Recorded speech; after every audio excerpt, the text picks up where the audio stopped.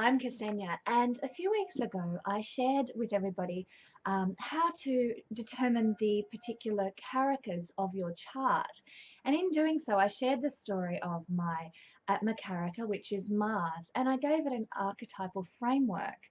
Mars for me is the warrior princess type archetype or archetype, however you like to pronounce that. And I had a lot of questions following that about, well, what's my archetype? What's my soul planet image? What's the archetype for me? And so I thought I'd make this brief little video about what each archetype can be. Now, this is a lot of fun. People get a lot of joy out of this sort of thing in online platforms. Summing up their particular planet or their particular sign with just a single word. And yeah, it is good fun, but it's actually also quite historically motivated in terms of the zodiac or astrology, because each of the signs has their archetypal image, like the crab, the water bearer, the goat, all these things that are meant to provide us with a bit of an imagery framework.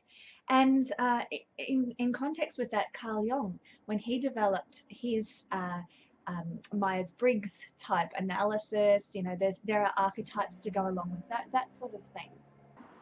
So all the signs have their archetypal imagery and framework.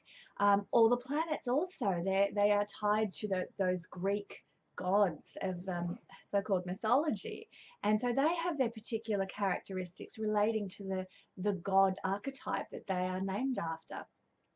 Also, it's interesting to note that in some ancient cultures, many ancient cultures, they attributed various different animals or plants even that they saw in the world around them, and they projected them into the sky, and therefore gave certain constellations and stars the characteristics of particular animals that they saw, or plants that they saw as displaying a certain character type. So although this is fun and it is very it's a playful way to understand I'm going to use this in terms of the soul planet. It's also coming from a very long tradition of using archetypes to enhance our understanding. So I'm going to list all these below in the comments section, but for the pure joy of doing such a thing, I thought I'd read out what each of the archetypes are. Now, how I've determined my warrior princess Atmakaraka archetype is by first taking the nature of my planet, Mars, the warrior, and combined it with the sign that my Mars is located in, which happens to be Leo, the sign of royalty. And therefore, because I like to keep things fairly gender appropriate, as the case may be, I see it as the warrior queen or the warrior princess, being that sign of Leonian royalty. And that gives me it gives me a sense of power. Like, this is my soul journey. I have to be courageous. I have to be warrior-like, and I have to do so in a very dignified, refined manner, as much as I'm able to. And it kind of it buoys me up. It gives me a goal and a framework and a real affirmation, actually.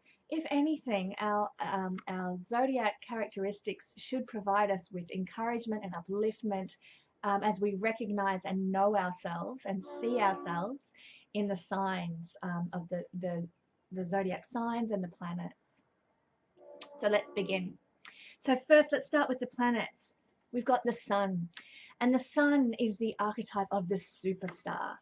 He's like the rock star. Hey, I'm Mick Jagger, or I'm Prince, or somebody, like, I'm up here and look at me. I've got this amazing creativity to offer the world, and I am a superstar. I'm Madonna. I'm referring to all these musicians from way back in my teen years, so bring it into the now and refer it to some modern superstars like Beyonce or Katy Perry or anyone, you name it, someone who's a superstar who just shines their creativity out to the world. That is you if you have the sun as your Atmakaraka.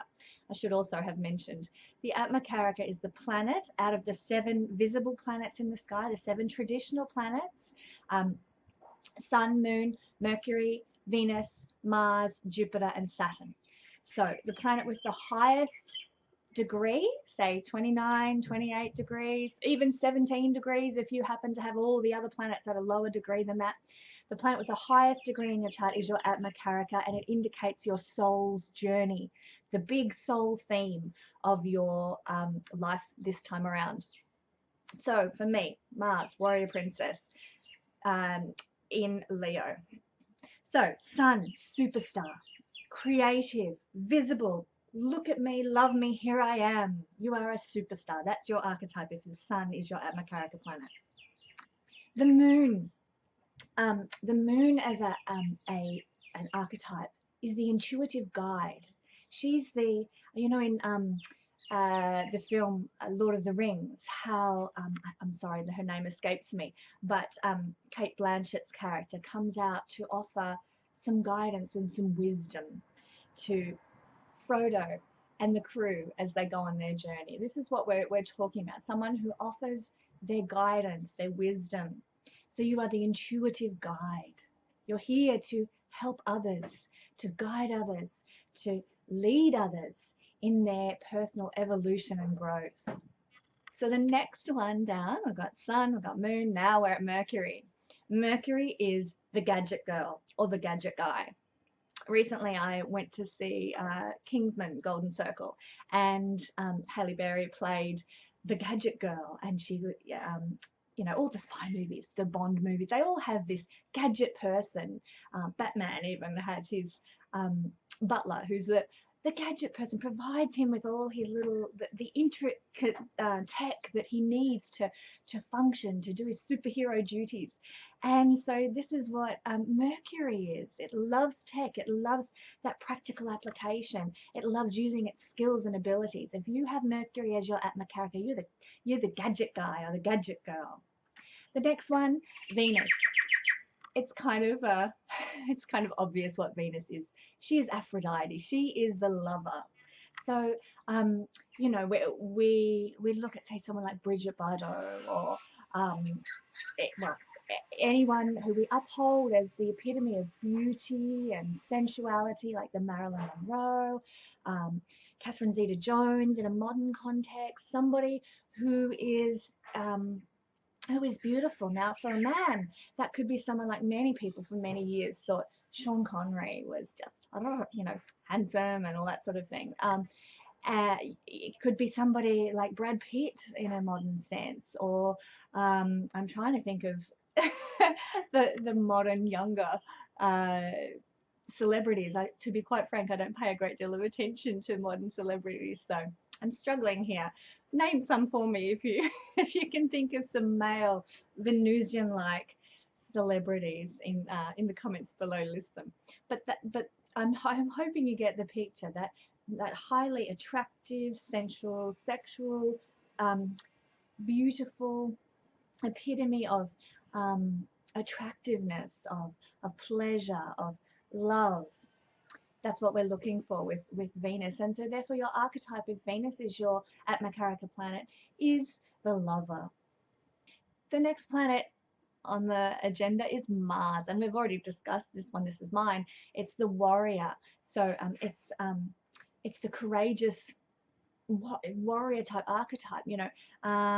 So somebody who is out there fighting for justice and for good. You know, it's any of the Marvel comic superheroes. They're the warrior types. And so you know, Wonder Woman to you know, Captain America or whoever, these are the Mars type of personality. And yeah, the warrior, the courageous one. Then we have Jupiter. Now, Jupiter is the guru. Now, actually, that's what Jupiter is referred to in Vedic terms as guru. And it sums it up completely. It's the Mahatma Gandhi. It's the Dalai Lama. It's the person who is wise and revered, who is the teacher. Not the intuitive guide, which is much more of a nurturing type imagery with the moon.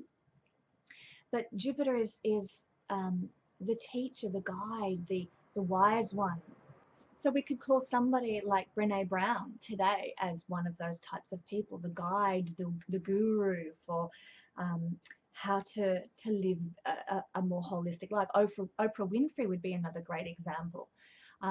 These people who are offering their guru-like wisdom to the world. That's Jupiter as a Atmakaraka soul planet.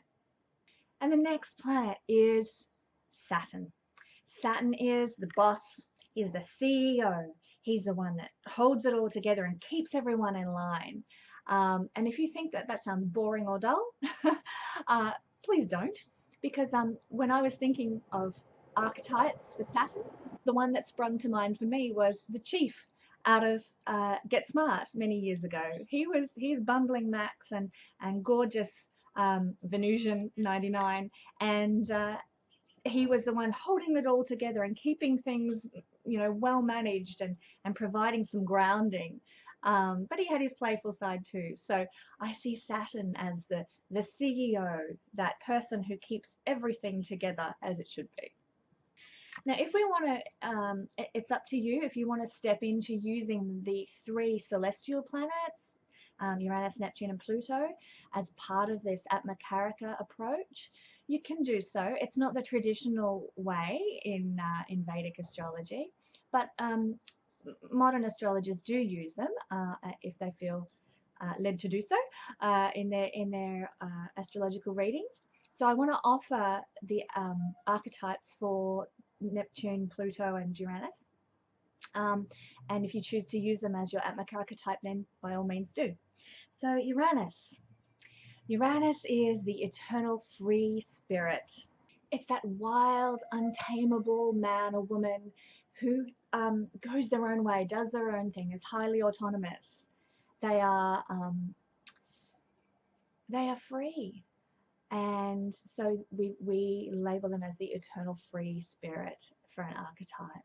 Someone who goes against the grain, who does what they want to do, who doesn't really care what society thinks. Somebody like Ricky Gervais might be considered an eternal free spirit because he says his mind and doesn't care what anybody thinks about it. Lady Gaga would be similar.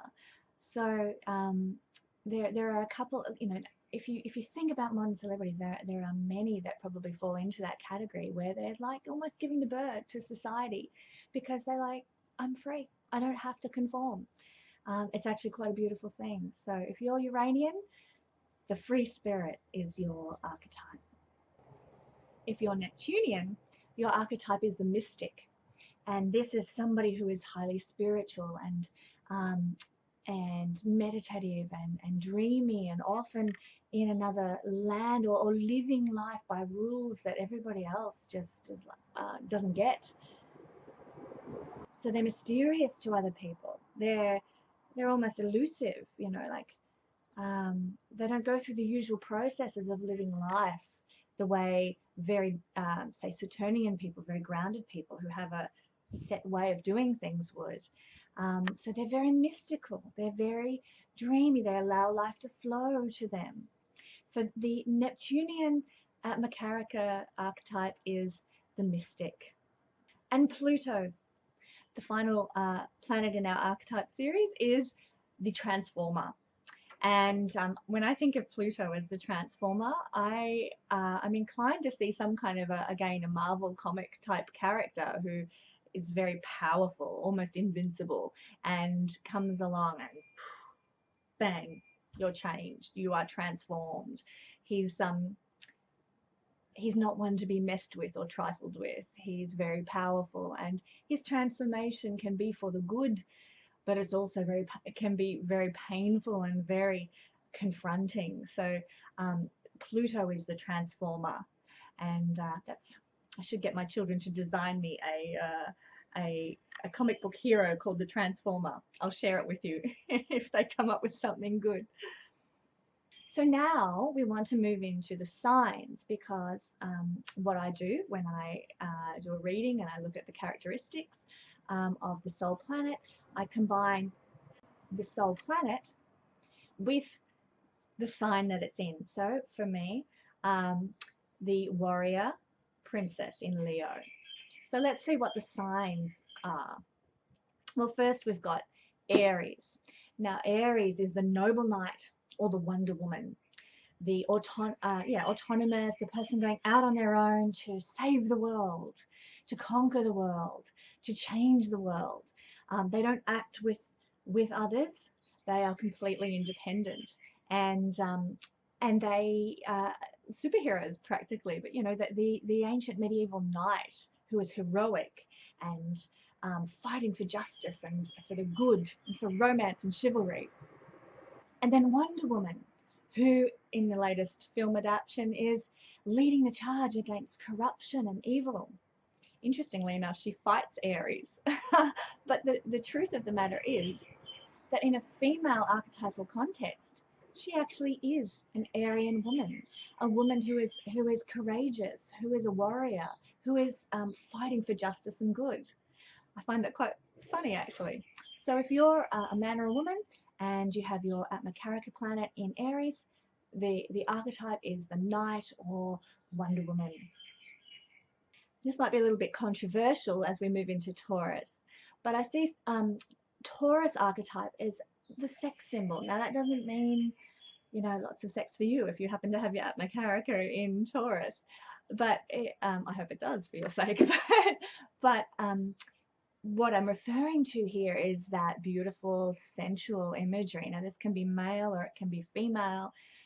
It's somebody who is upheld as being very attractive and desirable, because if something's sexy, that's what it is. It's desirable.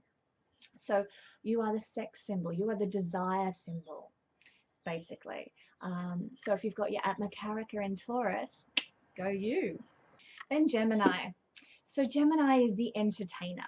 Now this is different to the superstar, rock star, or you know, like super famous movie star. Like this is the entertainer, somebody who makes people laugh, like the stand-up comedian type entertainer, or the circus performer, the court jester type archetype. So somebody who entertains, who loves to be where all the fun is at, where all the action is at, who's very witty and bright and sparkling. So often a stage performer might be this type of personality. I remember many, many years ago, I saw the play production of Disney's Beauty and the Beast in Melbourne, and the wonderful Australian actor Hugh Jackman was playing Gaston. And he was quite unknown at the time, but he stole the show. I mean, he absolutely brought the house down. There was no way of denying it. This guy was going to be a superstar. He was incredible, and still is. But he was the consummate entertainer, had everyone in fits of laughter, and was the sparkling, shining light on the stage as part of this play. Everyone was just in hysterics at his character and the way he presented and portrayed his character. So very comical type personality, very witty, very sparkling, and very entertaining. Next we come to Cancer. Now the Cancer archetype is the matriarch. And this is not just, you know, the woman with 10 kids or whatever. No. This is the nurturing tribal elder, like the head of the tribe, the clan mother, the that's in the very sort of tribal ancient cultures. In a modern context, it would even be a business person who manage, like for example, a businesswoman who has multiple companies and is managing and nurturing her companies, helping them to grow, helping them to prosper. So it's a matriarchal type image of care, of nurturing. But that doesn't have to necessarily be of children. It can be of the tribe. It can be of the social collective. It can be of the business. It's that matriarchal nurturing, guidance and growth facilitating type archetype. Next we get to Leo, and we've talked about Leo as being the sign of royalty. So this is the sign of the king, the queen, prince or the princess, whichever one you choose to feel represents you best. This is very regal, very refined, very dignified to have this position. So if your archetype, if your Atmakaraka planet is in Leo, this is you. Your journey is about being refined, being regal, being dignified, and that's quite a beautiful thing to be. Virgo is next. Virgo is the priest or priestess. They are the one who presides over ceremony. They are the one who cares and serves and nurtures others in a serving type role. And that's really contrary to a lot of what we see happening in modern society and recent modern history. That is the role of the priest or priestess. They're there to be intermediaries between the heavenly realms and humanity, and to serve humanity in that manner. So somebody like Mother Teresa, Princess Diana would have also fallen into that category with her great service to humanitarian causes.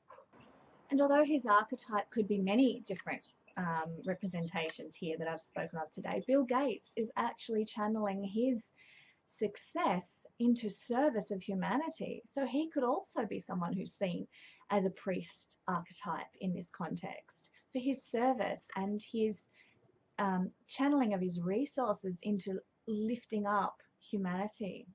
Libra is next. Libra is such a beautiful sign, and Libra is the diplomat. It's the prime minister, if you like, or the representative who likes to keep peace and harmony. So sometimes prime ministers or presidents don't actually do that very well, but that is the ideology behind Libra, that they like to keep peace and harmony. They like to promote unity within their smaller community context, their family context, and the wider world context. So therefore, you could almost include anyone who's doing humanitarian type work, where we're keeping, like, anyone involved with the UN, and somebody like Nelson Mandela may very well have operated with for example, a warrior diplomat type role, type archetype for his journey. I actually don't know what his Atmakaraka planet is, but he's a brilliant example of the warrior diplomat, bringing with courage, supreme courage, bringing that peace and diplomacy to South Africa. Similarly, Martin Luther King Jr. in the United States in the 1960s, the same kind of vibe, the same kind of feeling. Somebody who is a peacemaker, and doesn't mean that they don't take action or they don't succeed or have courage to change the world, but they do it in a very diplomatic way. So now we're at Scorpio. And Scorpio, there's a few different words we can use to describe a scorpionic archetypal person. I've written a few. We've got the wizard, the magician, the sorcerer, the shaman, and the female versions of all those, the sorceress, the shawoman, the magician, the magic healer, the witch. Now, in recent times, that's been quite a demonized type archetype, the scorpionic archetype. But it's not. There's so much that Scorpio as an archetype has to offer. There's knowledge of hidden mysteries. There's wisdom, so much wisdom and understanding, intuition and depth. And that's all represented by this sort of this archetypal characteristic. So the Merlin type person, or in the Wizard of Oz, now I hope I pronounce her name correctly, Galindria, the Good Witch. That even that offering of wisdom to others through hidden sources, through magic, through guidance. Hermione Granger would be another one, and obviously Harry Potter. So these are the scorpionic type archetypes. You know, the Nanny McPhee. You know, if you're into kids movies, those type of archetypes, you know, and anything with that sort of hidden, mysterious wisdom nature is definitely Scorpionic archetype. So that's the wizard, the magician, the sorcerer, the shaman, the witch, the charwoman, the sorceress. Next we have Sagittarius. Pardon me. And Sagittarius is the philosopher. So this is the Greek teacher sitting high on the hill, surrounded by his students who love and adore him. So this is the Sagittarius archetype. There is great wisdom here. There is great understanding here, and there is leadership here. It's the philosopher archetype. Now this can also be, in modern terms, the university lecturer who, you know, everyone flocks to his lectures or her lectures because they're so dynamic and so powerful, and there's so much wisdom and insight there. So it's knowledge, and it's understanding, and it's philosopher. Like, it's a philosopher, male, female. It is the philosophy archetype. Next is Capricorn. Capricorn is the tribal elder. Now, this is like in traditional senses, it's the patriarchal type approach, but this can be male or female. It doesn't have to be male at all, just like Cancer doesn't have to be female. So we've got this patriarchal archetype, this tribal elder. So the chief in the tribe, the business manager, the you know, and that could be someone who has a cafe and runs the cafe. They are the owner, the instigator, the operator, the head of the business, no matter how big or small. So this is Capricorn. It's as opposed to the diplomat or the prime minister type archetype. This is the business owner, the tribal elder, the wise one of the tribe. Now we come to Aquarius. Aquarius archetype is the visionary. They can see the future. They can imagine the future. They know what's coming. They have this visionary aspiration for what is going to happen, what could happen, what the world could be like. Let's do it. It's a very active type archetypal imagery. It's not just as will be the case when I talk about Pisces, not just the sort of the dreaming about what could happen. It's the vision and the ability to inspire others along the way with this vision. Let's make it happen. So the visionary, this is you, the ideas person. Thank you, Aquarius. And now we come to Pisces. And the Pisces archetype is the idealist or the dreamer, but I find the idealist has a more positive resonance. I'm very Piscean, and I've been told all my life, oh, you're so dreamy. But it's never been said in a complimentary way, I might add. So hence I tend to prefer, although I love being a dreamer and being dreamy, I think I tend to prefer the idealist as an archetypal image, because you have a vision of how the world could be. You have a dream for how perfect things could be. Whether it actually manifests is another thing. You operate from this aspirational, dreamy ideology. So if you are a Piscean Atmakaraka, you are the dreamer, the idealist. So let's put a few of these together. For example, you might have your sun in Pisces. This makes you the superstar idealist as part of your soul journey this lifetime. This is your Atmakaraka. The sun in Pisces, if it's at the highest degree of the 7 visible planets in your chart, makes it your Atmakaraka. And that being the case, you are the superstar idealist.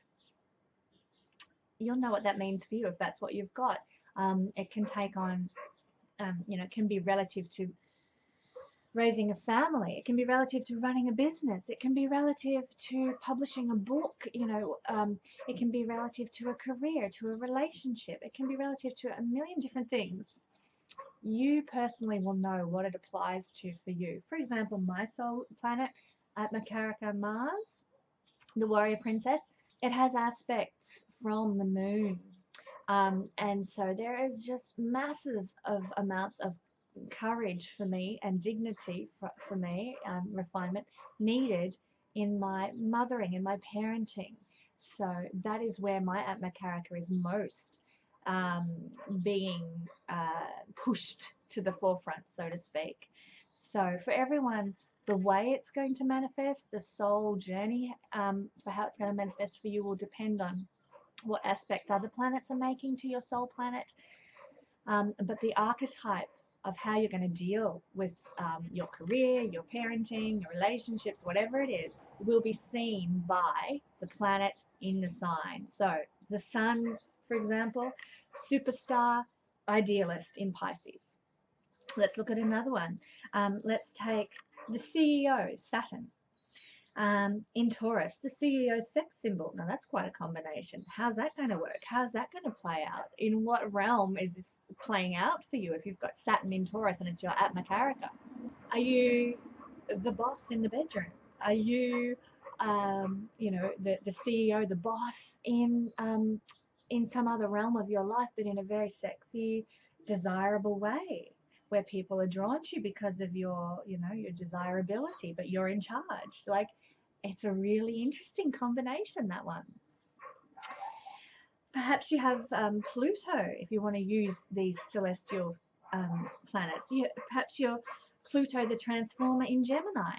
So you're the transformer entertainer, which can mean that you are constantly transforming yourself and reinventing yourself as a media personality, perhaps as an entertainer of the masses, and that your comedy or your abilities to entertain others keep taking new manifestations. Like I'm thinking Lady Gaga might be a really good example of that, because she's somewhat of a chameleon.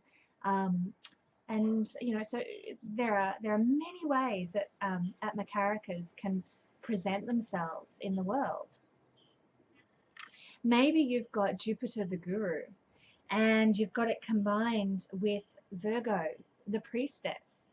So maybe you're using your wisdom, your leadership and teaching abilities as the guru to serve.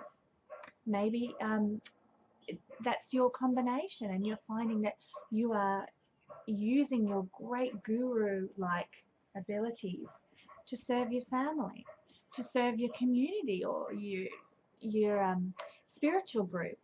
Maybe you're serving humanitarian causes such as homelessness, or maybe you're serving in terms of helping those less fortunate, like children who are abused, or battered wives, or whatever it happens to be. Maybe you're using your leadership and wisdom to serve and help in that realm. It can take on many manifestations. Like I said, you're the one who's going to know how that's playing out in your own life. But if you've got Jupiter as your Atmakaraka planet in the sign of Virgo, then you are the Guru Priestess. What else can we employ here? We could perhaps use the Gadget Girl in Libra. So you've got Mercury, Gadget Girl. In Libra, the Diplomat. So you use your great tech skills and your abilities to invent and create in a really diplomatic way. Like that could be in a leadership position, or in some kind of a peacekeeping group. And you bring your technical capacity, your cleverness, your brilliance and intuition, and sorry, not intuition, your tech knowledge, to serve in a diplomatic sense, in some kind of peacekeeping way, whether that's in the family. Maybe you're the gadget girl in your family unit. Say you're in a family and there's 6 of you in your family, and you are the gadget girl. And because of you, who knows how to manage all the tech in the house, you're the tech manager in your house, Whenever there's a crisis, whenever there's a, like, oh, the Wi-Fi's down and oh, I'm so frustrated. Now I can't submit this assignment and blah, blah, blah. People come to you. You provide that, right, she'll know what to do. I'll get her to fix it. And you usually do because you're the gadget girl. So you have this ability to bring peace through your tech skills, through your abilities. So that's one application of how the gadget girl can be an Atmakaraka in Libra, the sign of the diplomat, the peacekeeper. So I'm going to list the planets and the signs and their fun little archetypes for you below in the comments. And you look up your planet with the highest degree, see what planet is your Atmakaraka planet and where it is. And then look at what your archetypal framework is. Is it you? In what way is it you? In what realm of your life is this archetype manifesting for you? And I do hope that it brings you some encouragement and some joy. Because things have been a bit heavy on the astrological scene for way too long, and it's time that things started to get a little bit more fun and a little bit more joyous. So I hope I've brought a little bit of fun and joy into your life today. Thank you.